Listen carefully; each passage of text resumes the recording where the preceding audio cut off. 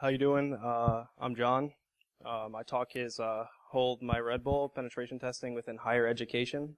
It's a not very technical talk, more of an overview or, I guess, throwing you into the deep end, but it's not going to be anything that's going to go over your head, or I hope not. If it does, please let me know so I can explain it in a better way. So let's get started. Really quick, I have 3 months left at Champlain College. I attend the online program and finishing cybersecurity and networking. I have an associate's degree from Herkimer County Community College. I'm Security Plus certified. My official title, according to my boss, would be a cybersecurity samurai, but really my role is a security consultant and penetration tester. So this talk has a lot in it, but it's going to consist of the ethics, the gamifying or gamification, the academia standpoint, and then some definitions or explanations so that maybe you guys can understand the concepts of offensive security a little bit more. Ethics is a really important thing, especially to me in this field, because when you get hired as a pen tester, they give you access to things that they don't normally do, even to their own employees. It's a lot of responsibility and a lot of risk they put. So it's really important that you keep the ethical and the moral obligation and responsibility that they're giving you in mind. And that's what really, it's the first on this talk because it really, it scared me thinking about giving this access to people that I went to school with already or that I go to school with. I mean, people in their 20s don't always do the smartest things. So I would start ethics being a huge part of it, starting, the first day, freshman year, sophomore year, you should have some form of ethics, especially directly correlating to cybersecurity or offensive security. I mean, it's something that really would have to be hammered in, and you would really need professors who know what they're doing and really care about the ethics as well and understand, what you're training these people to do. The next part would be you need to have some established honor code. It's an honor system like a lot of things, and it's really similar to the honor system that we have with clients because they don't have the time or the resources to monitor us all the time. And so there are times where, where we will probe a client or do some test and they have no idea that we did this. And that's not something I would want to leave up to any 20-year-old or anyone who has an interest in it. It's something that needs to be, hammered in that this is right and this is wrong.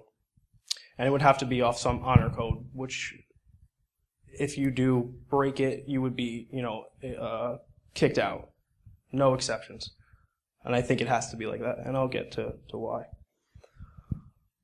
It would have to be over the course of a capture the flag framework, which is a type of game that has grown in popularity. And I'll explain that what that is in a few slides. The learning management system, which, Blackboard, Canvas, a lot of us have experience using that if you've gone to undergraduate school. And then a wiki, and all of these things should span multiple measures. A lot of this stuff, it doesn't necessarily have to be for offensive security. There are things that computer scientists, that, defensive security professionals can benefit from, and they should. And you should want to educate these offensive security students in a way where they're learning off the defensive security students. So kind of pitting them together. Again, zero tolerance. And the most important part, I think, to deter people from doing stuff they're not supposed to would be a immensely large virtual lab simulation. I would think of, having a CTF framework that's not the one where they do all their homework, but one that they can test. A learning management system, a fake company, a fake website, all of this stuff that needs to be there so that if they feel the need, they have some way to get rid of that need or that desire to try something. Because the more you go into it, the more you look around and think, well, what is that? How does that work? Or Maybe if I try that, and you can't do that in education. Why I think we should gamify it as much as possible. Well, one, it's a popular approach. Competition is really useful, and it pushes other people. And I think competition, in this case especially, is not something where it's like, good versus evil, or one person wins and one doesn't. I think gamifying offensive security, like in CTFs, it pushes people to learn more and off of each other, and it is like the most useful competition around.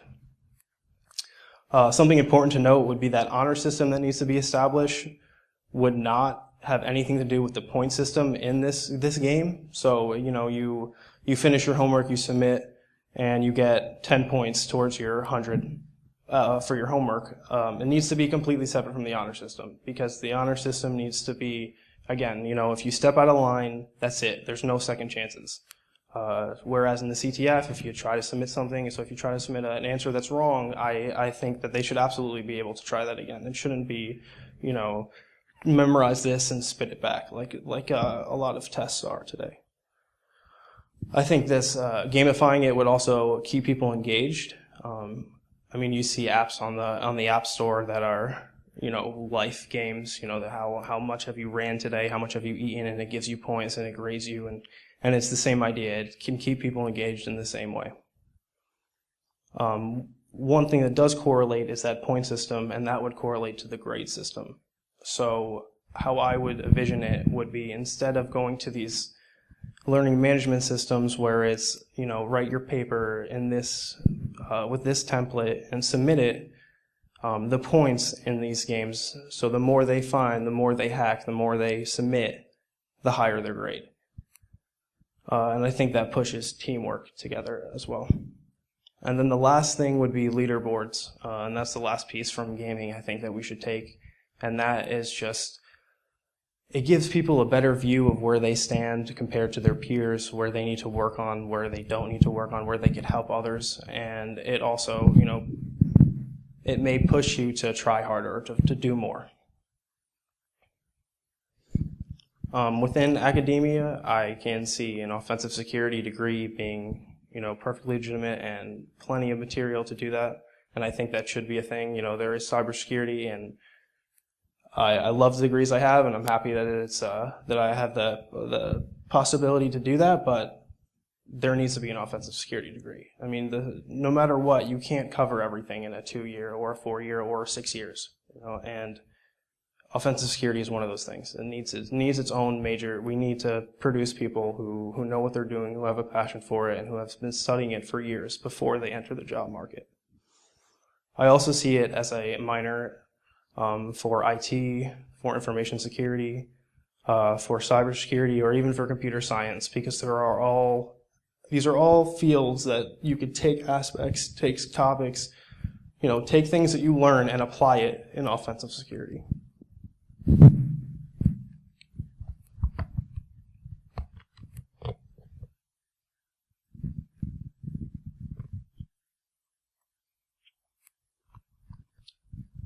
So just in case you don't know, I'm going to explain a little bit about what a capture the flag is.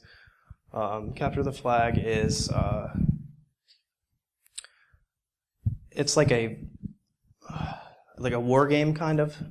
You have missions and you have that you're given, and you're supposed to take certain steps or find certain things, like maybe an I Spy you can think of, and you submit them and you get points. You go through stories and learn things. You go through networks, go through systems, and explore stuff.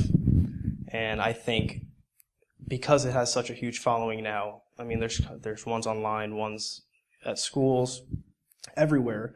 It needs to be picked up more. It needs to be used across schools, across states, across the country, across the world, not just through these nonprofit organizations or these private entities, but through the education system, because they're just missing out.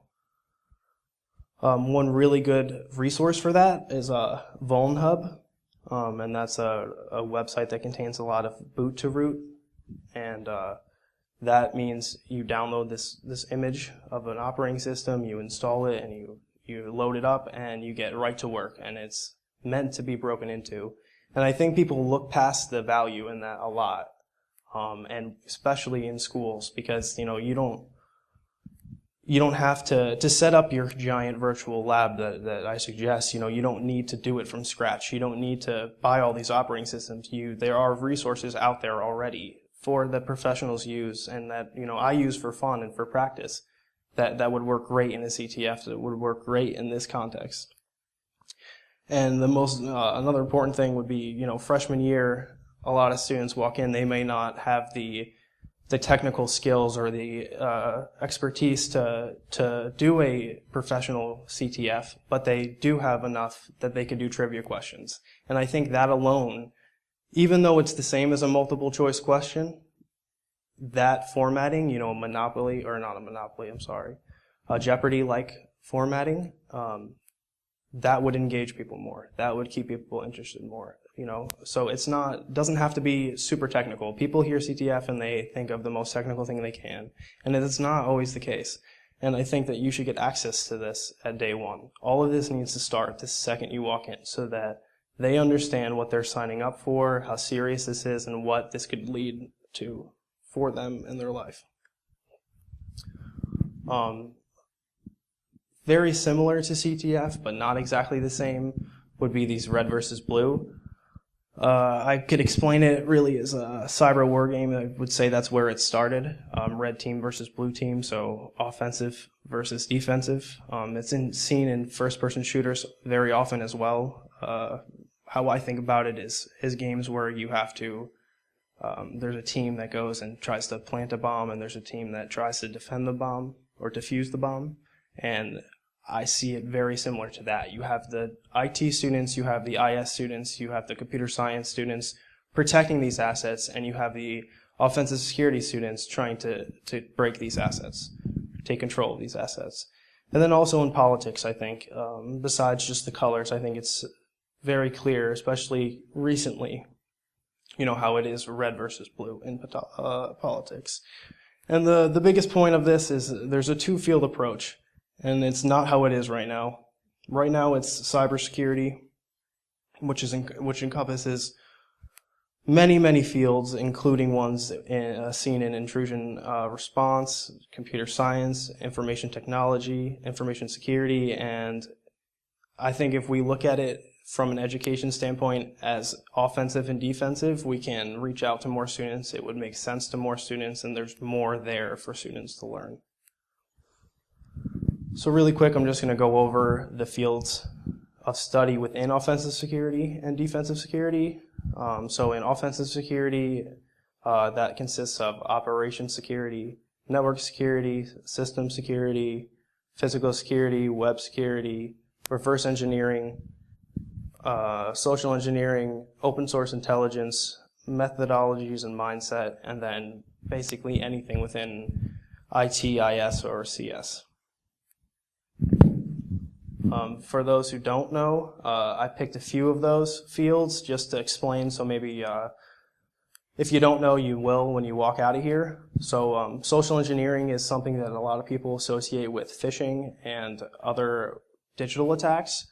Phishing being those scam emails that you get that try to trick you into putting your username or password in, or your credit card number.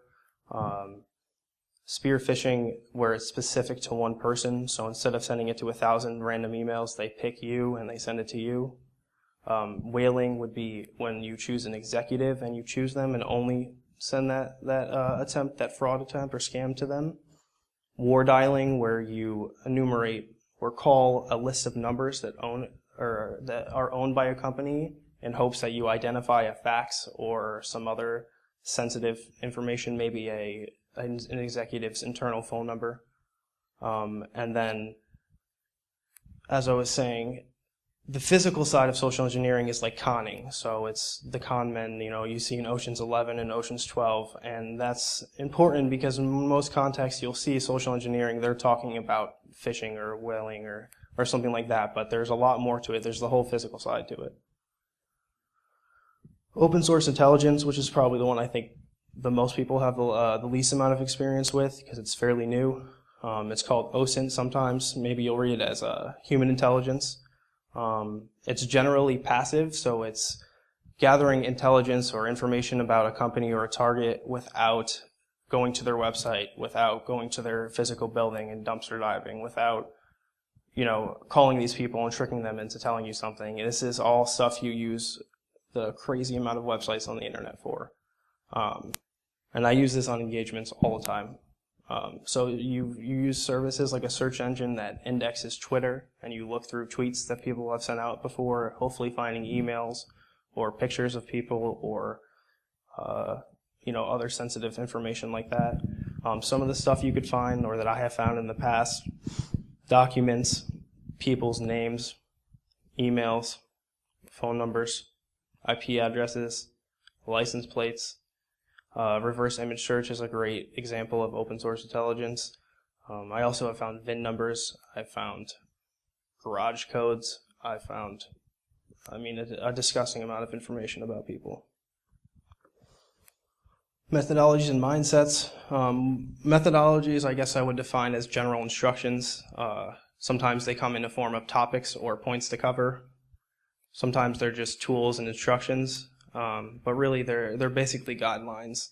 And the mindset is to think like an attacker, and that is something that you hear a lot but may not make sense to you. How I like to think about it is, for years I carried a USB drive on my keys, and I named it Risky, and I put some malware on it, and I would walk around into businesses. I'd walk into interviews, or my first day at as a sales associate at the mall, and I thought about how my manager locked me in her office to fill out my paperwork, to watch my training videos in cybersecurity, and how bad it is to do that with a USB pocket or USB drive in my pocket that I could have easily plugged into her computer, which was perfectly unlocked, and wreaked havoc. And I think that's something that a lot of people overlook. Since I've started this job and a little bit before, this is something that is 24/7, I think, like an attacker. I walk around and I guess you could call me paranoid, but I think about, the lax security. I think about, how do they let me in the manager's office, lock me in, close the door, put the shade down, and leave me there until, I tell them that I'm done. It's mind-blowing, and I think this is one of the biggest things to do, but once you do it, it's for life. You will never look at things the same. It changes your perspective, and I think that's a good thing. By physical security, the 3 Gs, gates, guards, and guns. Another example, cameras, man traps. The big thing about physical security is they only do as much as the gates, guards, and guns do. So if you put someone who is not happy with their job as a security guard, they may not be a very good security guard.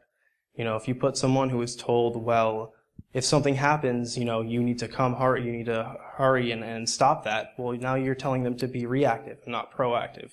And it's tough to get past that hump, and I couldn't tell you what in physical security could be proactive or more proactive, but I think it's just something to keep in mind that, just because there is someone with a good person with a gun and a badge and a fence does not mean that they're making sure that no one gets past that fence or their gun or their badge. It sucks, but that's just the way it is. And operation security, which I could have put a definition, but I figured this would make a little bit more sense to people, because operation security covers stuff that may have been covered within network security or physical security. So I'll tell you a story that I read on Reddit a few years ago. And so basically, around September 15th, 2016, an ISIS member was killed by a U.S. airstrike. Not something that's very uncommon nowadays, unfortunately, but it does happen. The interesting part is, this was 8 days after he hosted a Reddit Ask Me Anything, which is when you go to the site Reddit, you sign up, and for a few hours, you respond to everyone's comments. So anyone could go on there and say, hey, how does this work? Or, hey, what do you do? And he was doing it. He was answering all these people's questions. The mistake he made was when he was asked for a selfie and his coordinates, He said, "I'm not giving you my coordinates. That's silly." But he did put a selfie on there. And it turns out that he did not have geotagging off, and so his coordinates, his exact location was in it, and sure enough, 8 days later, supposedly, he was bombed and killed. So that's what happens when you don't follow Operation Security. It's a very extreme example, but I thought it would get the point across. Another interesting one that I found while I was looking some stuff up for this talk was war chalking. And war chalking itself is not Operation Security, but that is the act of drawing symbols in public places to advertise an open Wi-Fi network. And I just thought that was a very interesting attack on Operation Security. A vulnerability, I guess you can say, in Operation Security that I never would have thought of, because why would I think that someone who was walking by and looking at the Wi-Fi networks would mark this on my wall so that everyone else knows? But that is a very, again, extreme example of how someone can break your Operation Security and how important it is. So within defensive security, it's a lot of the same stuff. I would say the biggest differences are the hardened programming. So when you are making a tool, not to say the NSA or the CIA's tools aren't good, but they do not think about security in their tools, their offensive security tools, and that's something that defensive people really need to do more and more and more from the beginning. It's not after the fact. Don't patch stuff after the fact, but make it secure from the beginning. Digital forensics, and then incident and disaster recovery. And that's not to say that any of those things aren't helpful or useful when it comes to offensive security, but it's more stuff that you would want experts in for defensive, not for offensive. So red versus blue, I would want this to be a competition, and I think this needs to be picked up. So whoever's willing to do that, it needs to put defensive security students against offensive security students in simulations that will resemble real life experiences and real life job opportunities. So how I would see it, you have an asset and you have people trying to break it and people trying to stop it. It's kind of like the Northeastern College Gate defense cyber competition, but instead of having cybersecurity or offensive security professionals being the red team in this case, I think they should put other students in as the red team. And I think that would benefit more people and bring more students to the schools. And I could really see this growing into something like esports is today. A team for both blue and red teams, cyber sports if ESPN wants to reach out. But I think that's something that's going to happen whether, schools jump on board first or not, or whether they're the ones to do it first or not. Another big aspect that I don't see at colleges, a bug bounty program. And a bug bounty program is basically when a company or an entity organization has steps you can take that give anyone or select people access to test things. So it's instead, we get contracted, but this is stuff open to the public or open to registration. You register, they say, okay, you can try to break into, our website. And if you find something, we'll pay you for it. And that is supposed to deter people from going to the black market or selling it to criminals or to, to the high-level government. And I think schools, I have no idea why schools aren't doing it now. Almost every company does. And I think schools need to do that. In my case, how I feel is juniors within the offensive security major or minor, they should get access to this their junior year. It should be unique to each school because unlike the CTF, these vulnerabilities or these bugs will be unique to the school. Most likely, they're not going to be, stuff that you can just set up in a virtual lab because this is stuff that has to be live is the difference. I think it could reward scholarships, school store credit or school branded items. It's something they could put on their CV and advertise when they go to transfer. It's very beneficial to both the school to find these bugs so that bad people don't, and for students who can then go to schools and say, look, I've done this and I've done this, and they could leave with a more verbose and more confident CV. I also would suggest a plaque for the student, because I would imagine at least after the first few years you wouldn't find many, or a lot of students wouldn't, because they're not starting with access to this or with the knowledge that they maybe could do a lot with it. But by the time maybe 3 or 4 kids graduate, you probably would find a lot of bugs. I mean, there's a lot of people, and a lot of people spend a lot of time and have their own unique ways, and I think this would push people to become more technical in their outside time for more reason than, I want to know how to do this, because that may not motivate everyone. But if they know that they get a scholarship, maybe that would. I think this would be a minor test for students as well, for their ethics, and if they understand what's right and wrong, and if they understand the responsibility that they're being given.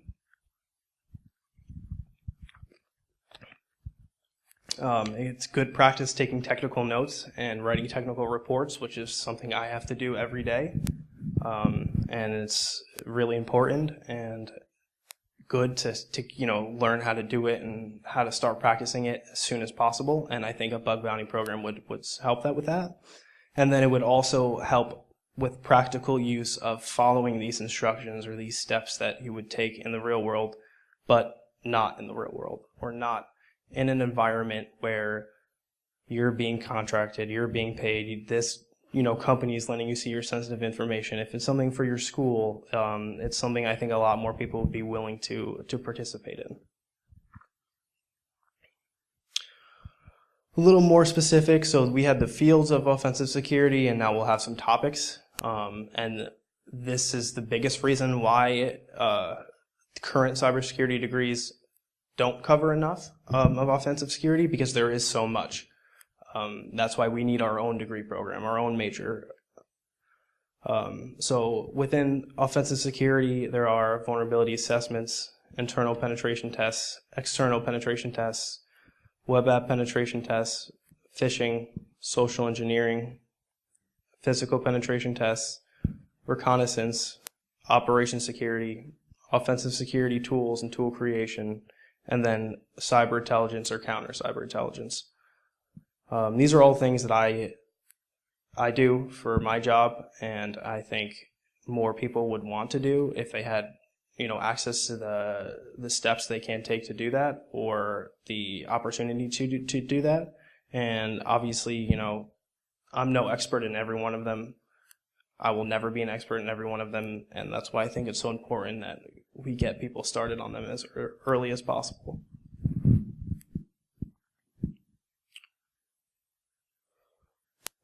Tips and tricks. So this is just a random, blob of facts, tips, and tricks that I've acquired or learned over the years, because I have been doing this stuff way before I was in school.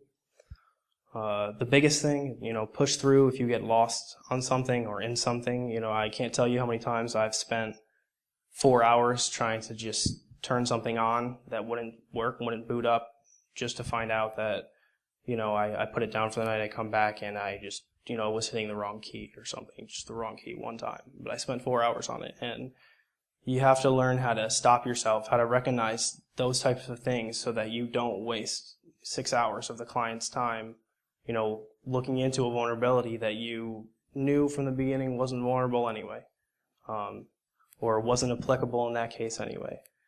And it's tough, but it's something that you need to keep in mind when you're experimenting with this stuff. We all get lost into it. We all get overwhelmed. Something goes over our heads every time, and you just have to persevere through it. If you can't tell with my ethics, involving the legal system is not worth it. It's never worth it, especially in this context. I'm not going to tell you that they're going to find you if you try to do an SQL injection on some website in China, but that doesn't mean you don't know what you're doing. You don't know what could happen, and you don't know what a company would view you like. Are they going to hire you just because you weren't caught? If you're notorious or infamous or, you go into your interview and say, well, I did this, but I wasn't supposed to, and the cops never came, so, I don't have a record. Well, it's like, yeah, but if you're willing to do that, if that's, if you don't understand the moral line, you're a risk. You're a bigger risk, than an attacker in some cases even. Something I think that a lot of people have trouble understanding is there's no hack that will make you the best. Coming from someone who has explored the darknet or Tor, or whatever you want to call it, who has explored hacker forums that have come and go, every other day, they are very very small view, and they are very tunnel vision. They don't see the big picture. They don't see the steps that you would have to take in a real penetration test. They are specific to, if you're running Windows and it's Tuesday and it's raining, you could exploit it. And that's it. And it's great, and you could spend the time to learn that, but it's not going to help you, in the long run. It's too specific, and almost everything you read, all of this media stuff, it's very specific. If you have this version number, and the media will say, if you have this version, if you're running Windows, you're screwed and you're going to get hacked. And that's not the case, no matter what. 9 out of 10 times, when I find something that comes up vulnerable in a tool that has a vulnerable version, that has the library that's old and needs to be updated, I can't do anything with it anyway. Maybe it's not implemented. There's a 1,000 reasons why, but it is what it is. There's nothing that you can just download or that you can just learn and that's it. Now, you could apply this in any context, in any case. Every system, every infrastructure, every organization is different. Another big thing that this was hard for especially me is you will never know everything. I go through phases where I'm very confident in my abilities and my knowledge base, and I go through phases where I am not very confident in my ability and my knowledge base. One of those times was when I started working at Elite Cybersecurity, and I walked in, was confident I could do anything you guys do, I could do it better, and I got, thrown on my ass really quick. And I appreciate that, and I see that, and I don't think everyone has to go through that. If you just understand that it is constantly growing, it is constantly changing, there is more and more being discovered, you won't be cocky, you won't be over the top, you won't become infamous.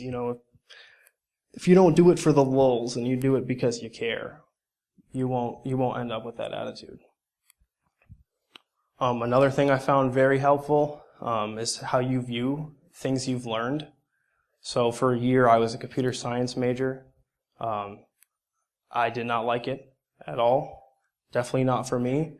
And it didn't until about 2 years later did I really look at it and say, wow, I actually benefited a lot more from that than I thought. I can look at this C++ code that I found on a client site, and I can understand it, and that alone is something.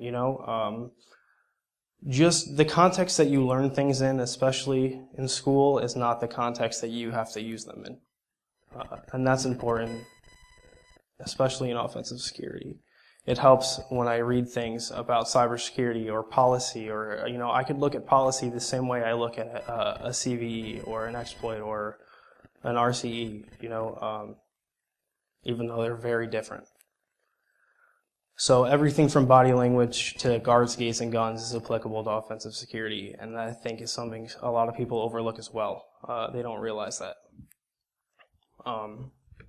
Something that it took me to get hired to know was it's not a 9-to-5 job. It never ends. I work till 4 in the morning a lot of the nights just because I can, and I just get in the mode and I get addicted to it basically, and I just can't stop. It's so interesting to me.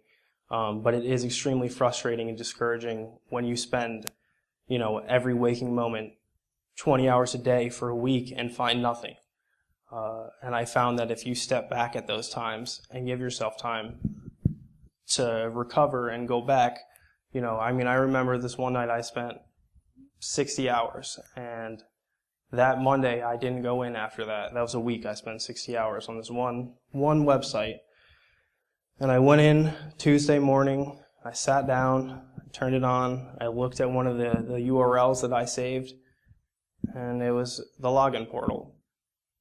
And I had no idea that that was there. I had no memory of it. I was just in such, tunnel vision on, I need to find an RCE. I need to find, X or Y. I need to find a CGI script, that it ended up not being helpful.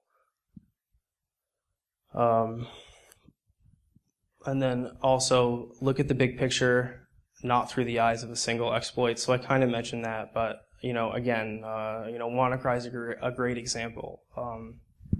There is no end all or be all in this, and there is no exploit that's going to work everywhere. There is no, no pen test have I been on that's been, okay, I use one exploit and I have root access to the domain administrator. It's not the case. You have to pivot. You have to go through. And until you get to poke around real infrastructure or really good virtual infrastructure, you're not going to know what it's like. And like I said, I went in my first day and I was very confident and I was learning things left and right because I never even thought about looking at, LDAP ports or SNMP because I don't have those at my house.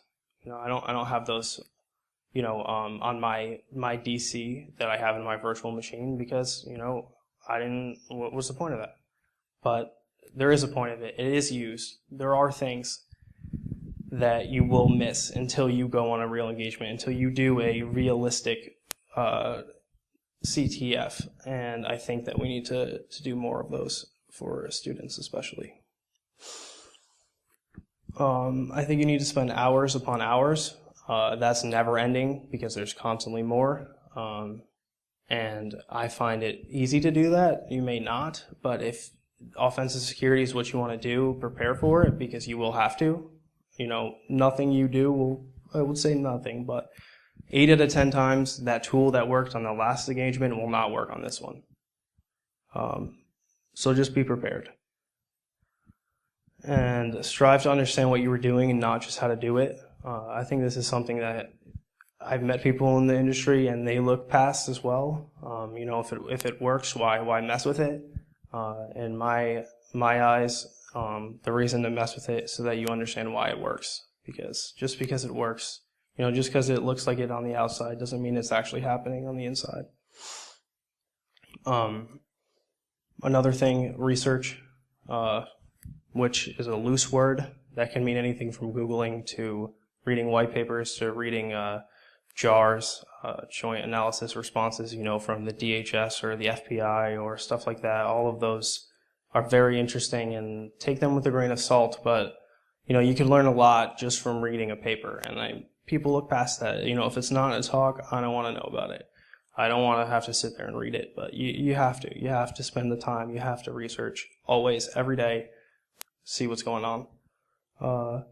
You should keep one eye on current events within the field. Another thing, again, WannaCry. We had to contact some clients when we read about that because we were afraid they were going to be targeted. And it's the same idea. Stuff that is useful today will be obsolete tomorrow. And I know you've probably heard that a lot, but it's never been truer till today.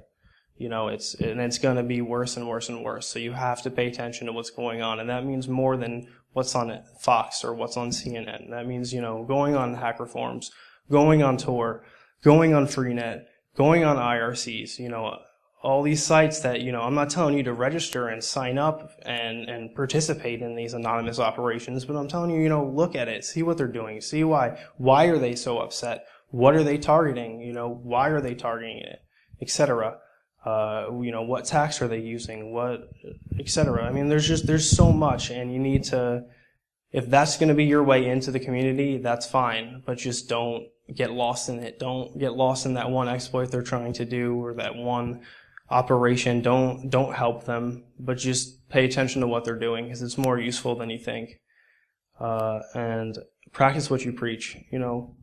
Anyone can stand up here and say, don't use bad passwords, don't repeat your passwords, but I would guess that probably half the people you've heard ever say that do use weak passwords, do repeat their passwords, and I can tell you that from experience because I see a lot of organizations' passwords. I mean, I was on an engagement and I saw the CTO who used the same password from his website, which is, some some like bug tracking system all the way to a domain administrator on the domain controller. And we used that from that website, an SQL injection on that website. We were able to connect, remote connect, pivot to the domain as an administrator, and we own their network in 10 minutes just because he used the same password. So I think that's really important as well. Okay. All right, so that's it. Short, sweet talk.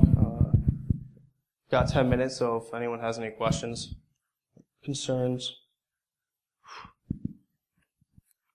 All right. Thank you.